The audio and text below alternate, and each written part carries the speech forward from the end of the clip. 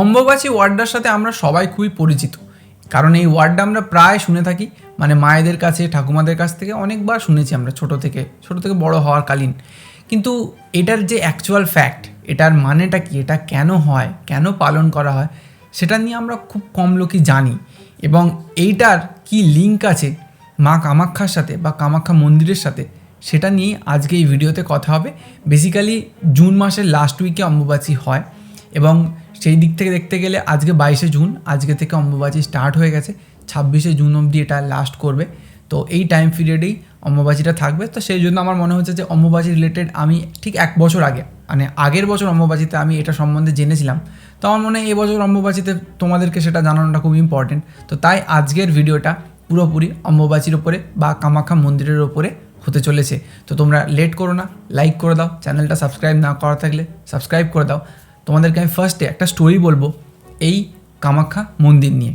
আচ্ছা দেখো, তো প্রথম তোমাদেরকে বলি যে একটা পুরোহিত ছিল কামাখ্যা মন্দিরে, সে পুজো করতো ডেলি, সন্ধ্যায় সে আরতি করতে যেত এবং একটা নিয়ম ছিল যে এই আরতি তাকে চোখ বন্ধ করে করতে হবে, কারণ বলা হতো যে মা কামাখ্যা ওখানে কোনো এক স্বরূপ নিয়ে, মানে রূপে, অ্যাকচুয়ালি যেটা আমরা জানি যে মা কামাখ্যার কোনো রূপ নেই, ঠিক আছে, গর্ভগৃহেতে কোনো মূর্তি নেই ওখানে, কিন্তু বলা হয় যে ওই সন্ধ্যা আরতির সময় তখন মা কামাখ্যা নাকি একটা রূপ নিয়ে ওখানে আসতেন এবং নৃত্য করতেন, নাচ করতেন, ঠিক আছে। তো এটা আমরা প্রচলিত ছিল, আমরা জানি। আচ্ছা, তো পুরোহিতকে চিনলাম আর এটা আমরা শুনলাম।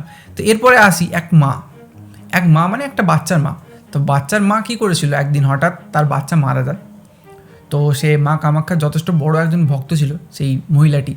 তো মহিলাটি কী করে, তার মৃত বাচ্চাকে কোলে করে নিয়ে আসে সেই ব্রাহ্মণের কাছে, যে পুরোহিতটা যে পুজো করতো মা কামাখ্যার। তো সেই পুরোহিতকে বলেন যে দেখুন, আপনি তো এত বড় ব্রাহ্মণ, মা কামাখ্যার রোজ পুজো করেন, তো মা কামাখ্যার আমিও পুজো করি, তো আমার বাচ্চা আজ মারা গেছে, তো আমার বাচ্চাকে প্লিজ আপনি, মানে দয়া করে আপনি বাঁচিয়ে দিন, এরকম একটা রিকোয়েস্ট করে। তখন ব্রাহ্মণ বলে দেখো, মৃত্যু জীবন এই পুরো জিনিসটাই তো মায়ের হাতে, তো এখানে আমি কি করতে পারি। তখন সেই মা বলে যে দেখুন, আমি জানি আপনি কিছু করতে পারবেন না, কিন্তু আপনার যে ভক্তি মায়ের প্রতি, সেটার উপর আমার ভরসা আছে, আপনি আমার বাচ্চাকে নিয়ে গিয়ে মায়ের কাছে প্রদান করে বলুন যে, মানে মাকে রিকোয়েস্ট করুন যে বাঁচিয়ে দিতে, মা দেখবেন ঠিক করে দিয়েছে। তো কি করবে পুরোহিত, তো উনি কী করেন, বাচ্চাটাকে নিয়ে গিয়ে মায়ের যে গর্ভগৃহেতে ওনার কোনো মূর্তি নেই, মায়ের কোনো মূর্তি নেই, কিন্তু একটা যোনি আছে। তো এই যোনির সামনে রাখে সেই বাচ্চাটাকে। তো বাচ্চাটাকে রাখার পরে মায়ের কাছে প্রার্থনা করে যে বাঁচিয়ে দেওয়ার কথা বলে ব্রাহ্মণ পুরোহিত। তো তারপরে কি হয়, বাচ্চাটা ম্যাজিক্যালি বেঁচে ওঠে। তো এই খবরটা চারিদিকে রটে যায় এবং আজকের দিনে মডার্ন ডে গুয়াহাটি, যেখানে কামাখ্যা মন্দিরটা আছে, তো ওই এরিয়াটা আমাদের কোচবিহারের যে রাজা ছিল তার আন্ডারে পড়তো ওই এরিয়াটা। তো সেই কোচবিহারের রাজা এই খবরটা শোনেন এবং রাজা মানে পাওয়ারফুল, সে কী করে যে মা কামাখ্যার দর্শন করবে বলে ওখানে যায়, যে মা কামাখ্যার দর্শন করলেও তো আমার লাইফে অনেক উন্নতি হয়ে যাবে, এরকম কিছু একটা ভেবেছিল, মানে লোভ, ঠিক আছে। তো ওই যে পুরোহিত ছিল, পুরোহিতের সাথে মা কামাখ্যার দর্শন করবেন বলে সে রাজা গিয়ে তাকে প্রস্তাব দেয়। তো পুরোহিত তো কিছুতেই মানতে চায় না, কিন্তু ওই যে পিছন দিক থেকে একটু পয়সার খেলা দেখেছে, পয়সার ঠেল দেখেছে, পুরোহিত আলটিমেটলি রাজি হয়েছে যে আমি যখন আরতি করব তখন আপনি যাবেন, গিয়ে দূর থেকে উঁকি মেরে মা কামাখ্যার দর্শন করবেন। তো রাজা তো খুশি, তো আলটিমেটলি সেটা যায়। তো সেই পুরোহিত পুজো শুরু করে, কিন্তু আমাদের এটা মাথায় রাখতে হবে যে পুরোহিত যখন পুজো করতো তখন অবশ্যই সে চোখটাকে বেঁধে নিয়ে বা চোখ বন্ধ করে করতো, এটা আমরা শুনেছি প্রথমেই। তো দেখো এবার কি হয়েছে, মা কামাখ্যার সেই ডান্স শুরু হয় এবং তখনই মা কামাখ্যা বুঝতে পারে যে পুরোহিত ছাড়াও অন্য একজন কেউ এখানে উপস্থিত আছে এবং উপস্থিত থাকাকালীন সে তাকে দেখছে। তো সেটার জন্য কি হয়, মা কামাখ্যা পুরোটা বুঝতে পেরে সেই মুহূর্তে সেই পুরোহিতকে একটা পাথরে কনভার্ট করে দেয় এবং রাজাকে অভিশাপ দেয় যে রাজার যদি কোনো বংশধর কখনো এই মন্দিরের দিকে বা মন্দিরের পিছনের নীলাচল পর্বতের দিকে ভুল করেও তাকিয়ে ফেলে, তাহলে তাদের বংশ শূন্য হয়ে যাবে বা সবাই বংশের মারা যাবে, এরকম কথা বা এরকম একটা অভিশাপ দেয়। তো রাজা তো খুব ভয় পেয়ে যায়। চলে আসে, ব্রাহ্মণের তো ওই হাল বললাম, পাথর বানিয়ে দেয়। তো এই হচ্ছে স্টোরি ফার্স্ট। এরপরে আমরা আর একটা স্টোরিতে আসবো যেখানে আরও অনেকটা ইন্টারেস্টিং একটা ফ্যাক্টর আছে। এই স্টোরিটা তোমরা বুঝতে পারবে যে কেন আজও কামাখ্যা বা কামাখ্যা মন্দিরের আশপাশের এলাকা আমাদের দেশের তন্ত্রের ক্যাপিটাল বলা হয়, বা ওখান থেকেই যত তন্ত্র সাধক, আঘরি সাধু সবাই সিদ্ধি লাভ করে।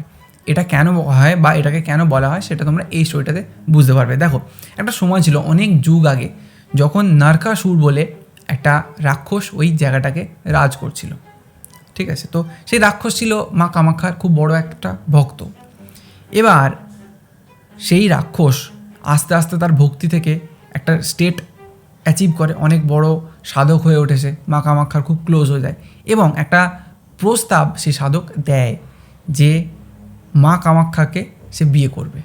তো মা কামাখ্যা তাকে না বলে না, কারণ অত বড় সে তার মানে আমরা ফ্যান বলতে পারি, এত বড় সাধক, তো তাকে না করে না, এবং কি বলে যে তোমাকে একটা কাজ কমপ্লিট করতে হবে, যদি তুমি সেই কাজটা কমপ্লিট করতে পারো তাহলে আমি তোমার সাথে বিবাহ সম্পূর্ণ করব। তো কাজটা কী ছিল? কাজটা ছিল হচ্ছে যে এক রাতে, মানে সূর্যের অস্ত যাওয়া থেকে সূর্য উদয়ের মধ্যে তাকে, মানে সেই রাক্ষসকে একটা সিঁড়ি বানাতে হবে এই নীলাচল পর্বতের নিচে থেকে ওপর অবধি। কিন্তু মাথায় রাখতে হবে যে ভোরের যখন মোরগ ডাকে, সেই মোরগটা ডাকার আগে যেন সেই সিঁড়ির নির্মাণ কমপ্লিট হয়ে যায়, এটা ছিল শর্ত।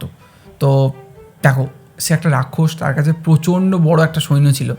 সেই সিঁড়ি বানানোর কাজ সে শুরু করে, এবং যা চলছিল, যে রেটে কাজ চলছিল, মনে হয়েছিল যে সেই সিঁড়িটা কিন্তু রাত্রির মধ্যেই কমপ্লিট হয়ে যাবে। সেই জন্য মা কামাখ্যা তার সাথে একটা ট্রিক করে। মা কামাখ্যা কী করে, যে মোরগটা ডাকার কথা ছিল তাকে একটু আগে ডাকিয়ে দেয়। ঠিক আছে, তো মোরগটা আগে ডেকে ফেলার ফলে কী হয়েছিল, নারকাসুর হেরে গেছিলো, মানে ভেবেছিল যে আমি এটা হেরে গেছি, চ্যালেঞ্জটা হেরে গেছি, তো সে কাজ বন্ধ করে দিয়ে রিটার্ন চলে যায় এবং মোরগটাকে মেরে দেয় আলটিমেটলি। তো এটা হয়েছিল, কিন্তু পরে সে বুঝতে পারে যে তার সাথে বিট্রিয়াল হয়েছে, এবং সে তারপরে বলেছিল যে আমার সাথে যেহেতু এরকম বড় একটা বিট্রিয়াল হয়েছে, তো আমি কাউকে আর কোনো দিনও মা কামাখ্যার সাধনা করতে বা পুজো করতে দেবো না, এখান থেকে পুরো জায়গাটাকে আমি ব্যান করে দেবো। তো সেটা বলে। তো এই সময় আমরা বশিষ্ঠ ঋষির ব্যাপারে সবাই শুনেছি, একটা খুব বড় একটা ফিগার আমাদের হিস্ট্রিতে বলতে পারবো, ম্যাথোলজিতে বলবো না। তো বশিষ্ঠ ঋষি তখন ওইখানে উপস্থিত হন এবং বলেন যে আমি সাধনা করবো, মন্দিরে যাব। তো ওনাকে মন্দিরে যেতে যেতে দেওয়া হয় না। তো এরপরে কী হয়, বশিষ্ঠ ঋষি তাকে একটা অভিশাপ দেয় যে তোমার মৃত্যু ভগবান বিষ্ণুর কোনো এক অবতারের হাতেই হবে, এবং যেহেতু তাকে বাধা দেওয়া হয়েছে, সে বলে দেয় যে এখান থেকে, কামাখ্যা থেকে, মা কামাখ্যার যে যোনি ওখানে যেটা ছিল গর্ভগৃহতে, সেটা ওখান থেকে উধাও হয়ে যাবে, মা কামাখ্যা আর এখানে থাকবে না। সেটা বলার কিছুক্ষণ পরেই দেখা যায় যে হ্যাঁ, গর্ভগৃহ থেকে সেই যোনি গায়েব হয়ে গেছে। তো এরকম একটা সিচুয়েশান ঘটে, কিন্তু আলটিমেটলি তো সেটা হওয়ার নয়। তো দেবদেবীদের কোনো প্রচেষ্টায় লাস্টে বশিষ্ঠ ঋষিকে বলা হয় যে এটা তো সম্ভব নয়, আপনি মা কামাখ্যাকে আবার এখানে ফিরিয়ে আনুন। তো উনি ফিরিয়ে আনেন, কিন্তু একটা শর্তে বলেন যে আমি ফিরিয়ে আনতে পারবো, কিন্তু এখানে যা পুজো হবে, যা সাধনা হবে, সব বামাচার পদ্ধতিতে হবে, মানে তন্ত্র সাধনার পদ্ধতিতে পুরো পুজো করতে হবে। এইটা বলে তিনি মা কামাখ্যাকে আবার ওখানে প্রতিস্থাপিত করেন বা পুনর্প্রতিস্থাপিত করেন বলতে পারো। তো এই হচ্ছে দ্বিতীয় ঘটনা গেল। এই দুটো ঘটনা শোনার পরে আমরা পরিষ্কার বুঝতে পারছি যে কেন এই কামাখ্যা মন্দির এত বড় একটা ইম্পর্টেন্ট পার্ট প্লে করে। তোমাদের বলি যে যখন সতীকে নিয়ে মহাদেব মানে তাণ্ডব করছিল কোলে নিয়ে, যখন সতী মারা যায়, তখন সেই সুদর্শন চক্র দিয়ে বিষ্ণু ভগবান সতীর 51টা টুকরো করে দেয় বডির, যাতে সেই শিবের সেই তাণ্ডবটা বন্ধ হয়। তো সেইখান থেকে মানে মা সতীর যোনিটা ওখানে পড়েছিল, সেই জন্য ওইখানে বলা হয় যে এটাকে কামাখ্যা মন্দির বলা হয়, এবং গর্ভগৃহে মায়ের যোনিটা পাওয়া যায়। এবার তোমাদের একটা গল্প বলি যে সারা বছর ওই যোনি দিয়ে, ওই জায়গাটা দিয়ে জল বেরোয়। ঠিক আছে, কোথা থেকে আসছে, কীভাবে আসছে কেউ জানে না, জল পরিষ্কার জল বেরোয়। কিন্তু এই অম্বুবাচীর সময় 22শে জুন, আজকে 26শে জুন অবধি এই টাইম ফ্রেমটাতে এই গর্ভগৃহ খোলা হবে না। ওখানে একটা সাদা রঙের চাদর পেতে দিয়ে আসা হবে, পুরোটাকে ঢাকা দিয়ে দেওয়া হবে।